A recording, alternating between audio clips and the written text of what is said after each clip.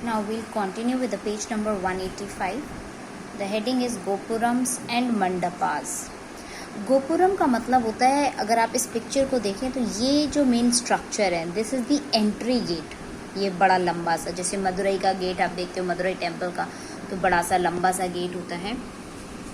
तो ये जो लंबा स्ट्रक्चर होता है ये एक्चुअल श्राइन से भी बड़ा होता है, जो मेन टेम्पल है उससे भी बड़ा होता है। इसको कहते हैं गोपुरम, कि श्राइन के अंदर घुसने का एंट्रेंस। तो ये एंट्रेंस गेट होता है। अब ये एंट्रेंस गेट को इतना बड़ा और लंबा बना दिया जाता है कि वो एक्चुअली श्राइन से भी बड़ा दिखाई देता है। और मंडप की अगर हम बात करें तो पिलर्स के ऊपर जो कवर्ड स्ट्रक्चर होता है वो उसको मंडप कहा जाता है। अब अगर आप टेम्पल आर्किटेक्चर के बारे में बात करें, वैसे this is the picture of Virupaksha temple. दो मेन टेम्पल हैं, विरूपक्ष टेम्पल और विठला टेम्पल, जिनके बारे में हम पढ़ेंगे।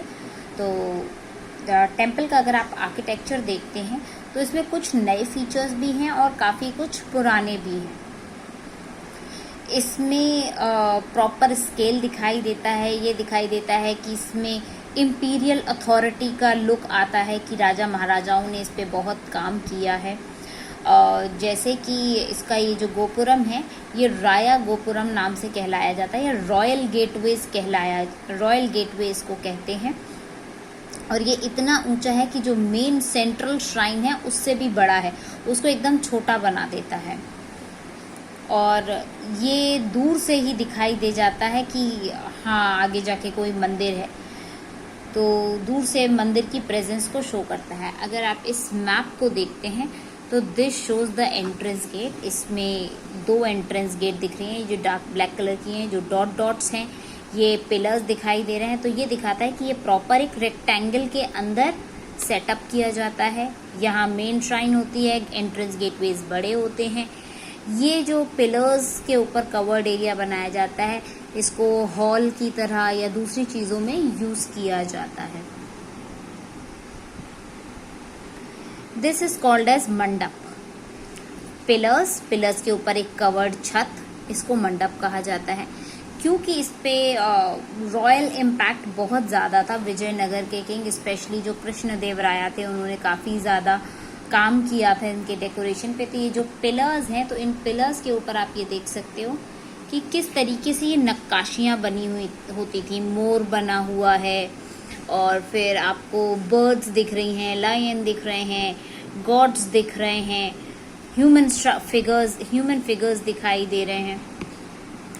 तो इन मंडप्स के जो पिलर्स होते थे उन पे भी ये अच्छे से इंस्क्रिप्शंस नहीं, जो पोर्ट्रेट्स वगैरह थे वो बनाए जाते थे। और ये दिखाते थे, ये मंडप के पिलर्स पे भी होते थे, गोपुरम के ऊपर भी बने होते थे। जैसे मदुरई टेम्पल के ऊपर अगर आप पिक्चर देखें तो that is the colourful temple. उसके गोपुरम पे बहुत अच्छे स्टैचूज बने हुए हैं, पिक्चर्स बने हुए हैं और बहुत कलरफुल है, जो कि दिखाते हैं कि कितना पावरफुल किंग रहा होगा उस टाइम का, कैसी टेक्निक्स और स्किल्स गेटवेज पे यूज़ की जाती थी गेटवे को इतना बढ़ाने के लिए। और ये जो दूसरे मंडप्स या पवेलियंस जैसे या कॉरिडोर लंबे लंबे बनाए जाते थे, ये पूरी श्राइन के आसपास बना दिए जाते थे। जैसे अभी हमने मैप में देखा था, बहुत सारे नंबर ऑफ पिलर्स थे, जो कि एक लंबा सा कॉरिडोर, जो श्राइन है वो बीचों बीच है और उसके आसपास कॉरिडोर्स बने हुए हैं पूरे के पूरे मंदिर के अंदर। और इनको जब हम क्लोजली देखते हैं तो हम दो टेम्पल्स के बारे में, जैसा मैंने बताया कि हम देखेंगे, तो one is the Virupaksha temple, other one is the Vittala temple. तो विरूपक्ष टेम्पल जो है वो सेंचुरीज पहले बना था, कई सेंचुरीज पहले बना था, लेकिन अर्लीस्ट जो उसमें प्रूफ्स मिलते हैं वो 9th और 10th सेंचुरी के मिलते हैं। और उसके बाद विजयनगर एम्पायर में विरूपक्ष टेम्पल 9th-10th सेंचुरी के लगभग का प्रूफ दिखाता है। लेकिन उसके बाद उसमें कृष्णदेवराया ने काफ़ी सारा काम करवाया।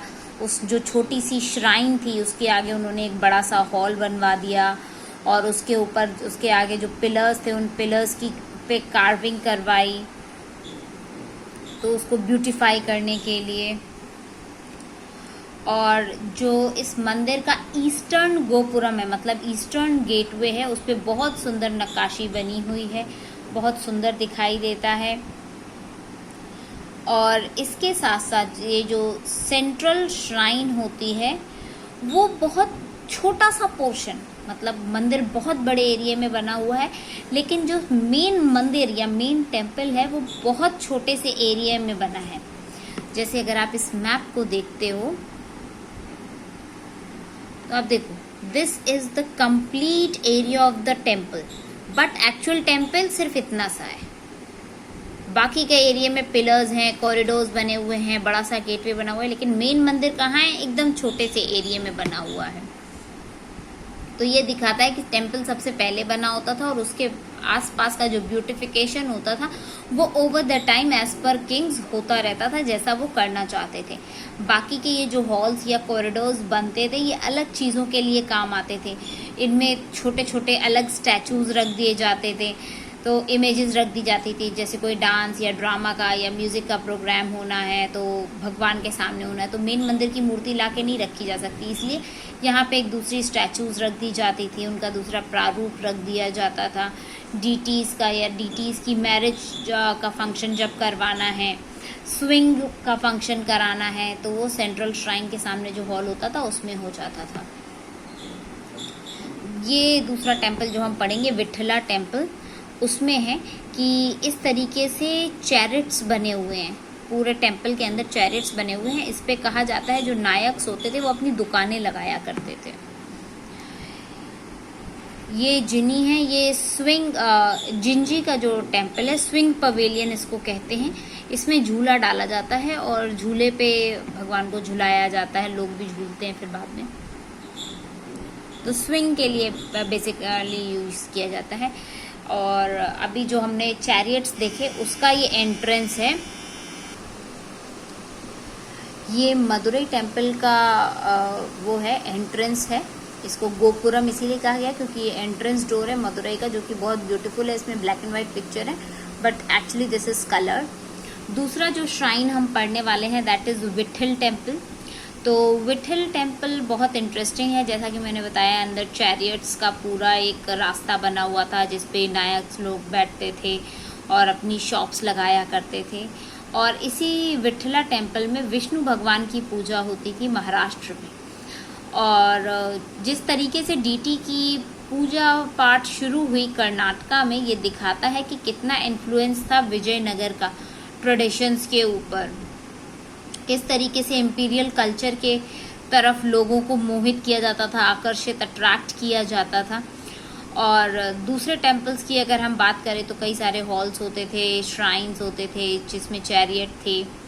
और एक कैरेक्टरिस्टिक फीचर जो किसी टेम्पल कॉम्प्लेक्स का होता है, मतलब किसी टेम्पल का नहीं, इस जो टेम्पल का कैरेक्टरिस्टिक फीचर है that is the chariot streets, कि की पूरी जो सड़क है गोपुरम से लेके मेन श्राइन तक उस पे चैरियट्स बने हुए हैं। उसके लिए ये विठला टेम्पल जिसमें विष्णु भगवान की पूजा होती है वो फेमस है।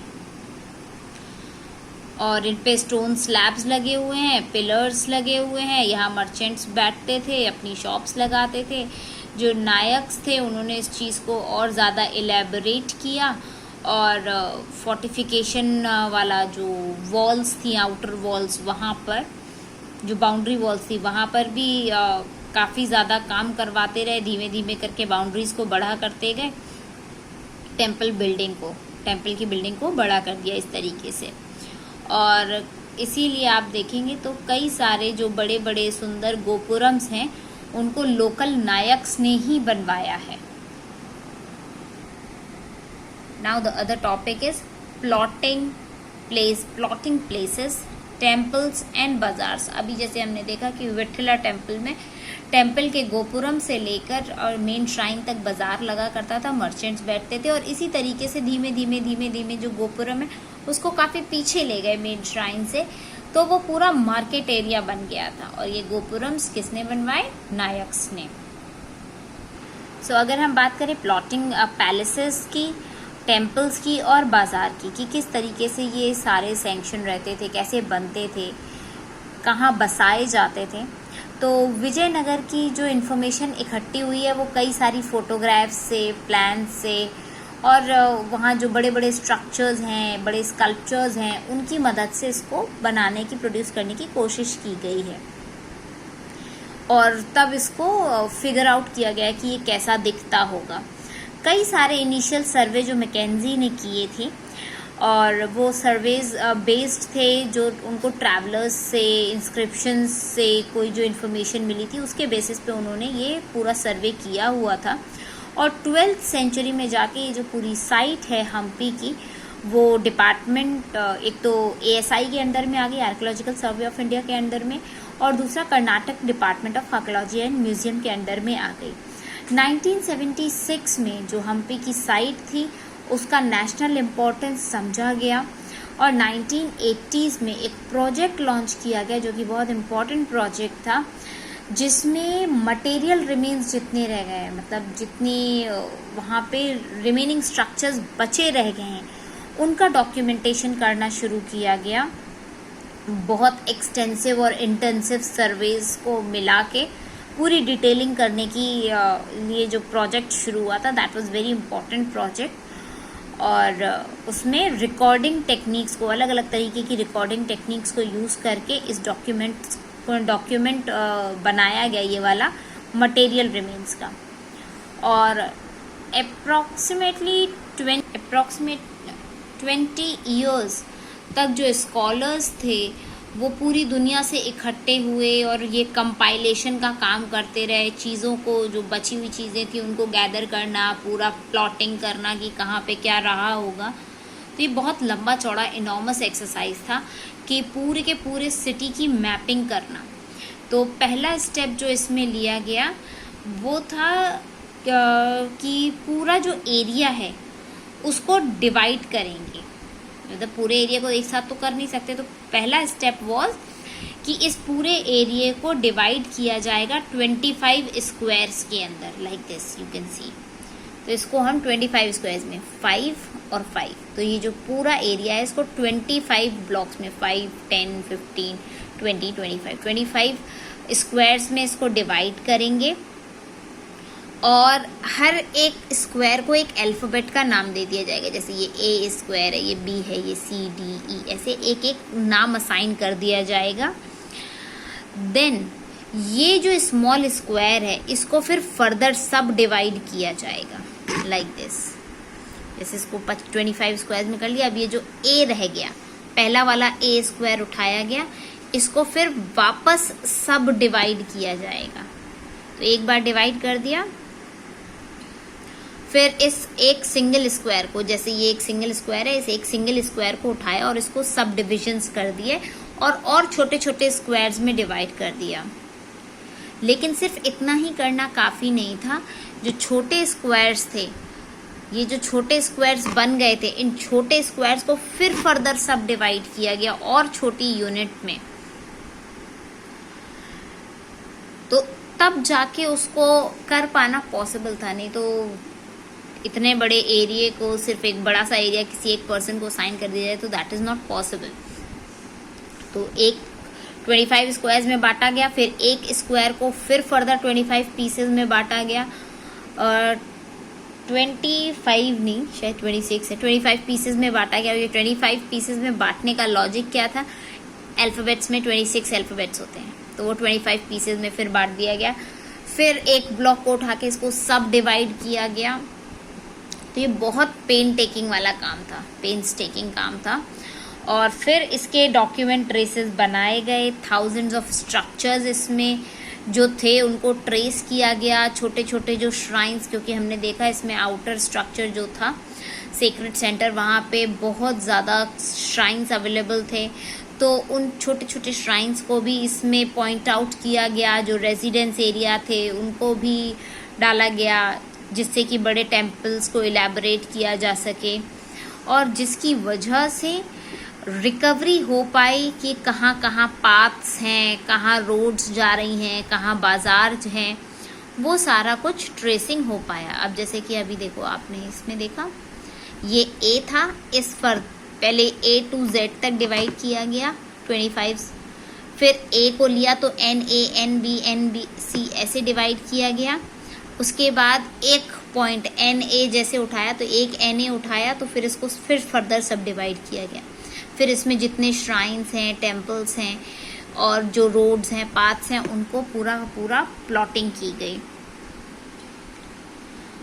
और फिर इसमें पिलर्स बनाए गए, पिलर्स देखे गए कहाँ पर हैं, रोड्स कहाँ हैं, बाजार कहाँ लगता होगा, तो पिलर्स बनाए गए, बेस बनाए गए, प्लेटफॉर्म्स बनाए गए। जितना भी चीज़ें रह गई थी वहाँ रिमेनेंट्स, उनको पॉइंट करके वहाँ रखा गया मैप के ऊपर। और ये बहुत पॉइंट करने वाली बात है, याद रखने वाली बात है।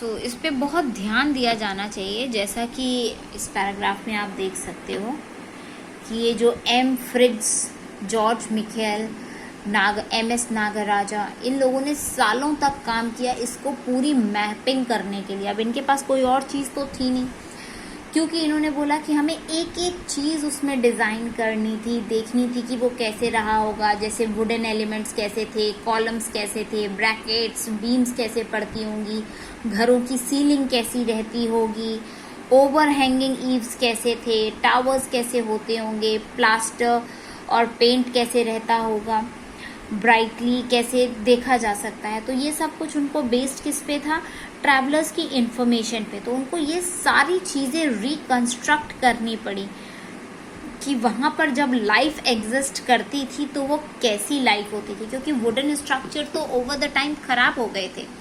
सिर्फ जो स्टोन स्ट्रक्चर्स बच गए थे वही अवेलेबल थे। तो उनको सहारा लेना पड़ा ट्रैवलर्स से, जो उनको इन्फॉर्मेशन मिली थी उससे। अब एक इन्फॉर्मेशन है द बाजार। सो ये जो बाजार्स हैं, तो ये बाजार का डिस्क्रिप्शन कैसा रहता होगा। तो एक वही कह लीजिए आर्किटेक्ट भी नहीं कहो, हिस्टोरियन ही कह लो, ये फर्नाओ ननिस थे। इन्होंने लिखा है कि विजयनगर, जैसा कि अभी तक हमने पढ़ा कि विजयनगर बहुत रॉयल सिटी में काउंट होता था, बहुत रिच सिटी थी, पूरा एम्पायर बहुत रिच था। तो फर्नानो ननिस का कहना है कि यहाँ पे जो मर्चेंट्स थे वो पूरी स्ट्रीट्स पे फैले होते थे, और स्ट्रीट्स पे ही प्रेशियस स्टोन्स जैसे रूबीज, diamonds, emeralds, pearls, seed pearls, ये स्ट्रीट्स पे मिल जाते थे। कपड़े मिलते थे, तरह तरह के फ्रूट्स मिलते थे, हर तरीके का गार्डन स्टफ मिल जाता था, वुड मिल जाता था, मतलब वेरी रिच मार्केट। जो चीज़ आप बोले वो वहाँ अवेलेबल है, और बहुत एम्पल अमाउंट में अवेलेबल है। ये नहीं है कि बहुत कम मिलेगी, जितनी क्वांटिटी चाहिए उतनी मिल जाएगी। इवन ग्रेन्स भी वहाँ बहुत ज़्यादा अमाउंट में मिल जाते थे, जैसे वीट, बार्ले, बीन्स, पल्सेस, मूंग, सब अवेलेबल था, और overflowing with abundance. If you can notice, उनका कहना था कि ये overflowing with abundance of fruits, मतलब इतने फ्रूट्स थे कि बहते रहते थे, खाने वाले उतने नहीं थे जितना वहाँ availability of fruit and vegetables था। उनका कहना था कि यहाँ मीट भी मिलता था, और यहाँ पर उन्होंने डिस्क्राइब किया है कि मटन, पोर्क, वेंचन, पैट्रिज, हेयर, डव, कोयल और हर तरीके की बर्ड जैसे स्पैरोज और रैट्स, कैट्स, लिजर्ड्स, सब इस मार्केट में बिकती थी। इसमें इन्होंने विजयनगर को बिसनगा नाम दिया है। तो उनका कहना था यहाँ सब कुछ बिकता था। Next is questions in search of answers. This will take in another one.